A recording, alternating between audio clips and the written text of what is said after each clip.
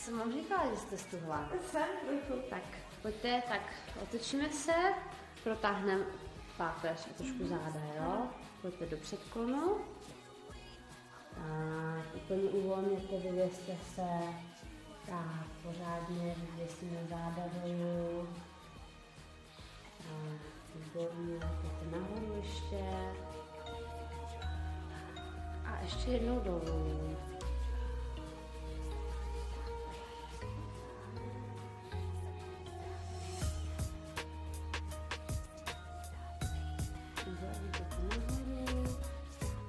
Dotáhneme tady tuhle část, jo? Tak, půjdeme, jestli znáte. Tak jo?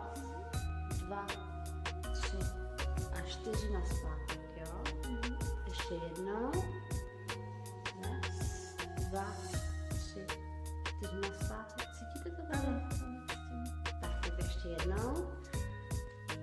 1, 2, 3, 4 nazpátek. Výborně. A pojďte na druhou stranu. Držte zpevněné bříško. Ano, dole. Nemáte vypadlé. Tak, pojďte ještě jednou. 1, 2, 3, 4 a nazpátek.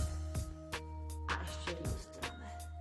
1, 2, 3, 4 nazpátek.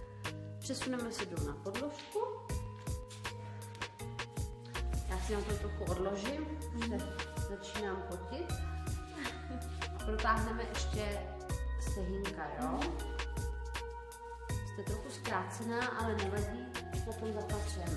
Tak, položte si na záda, nahněte si, uvolněte se, bříškem, ať jste na té podložce, výborně.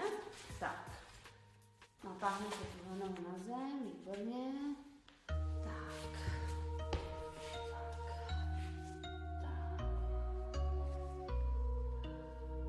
Dobré?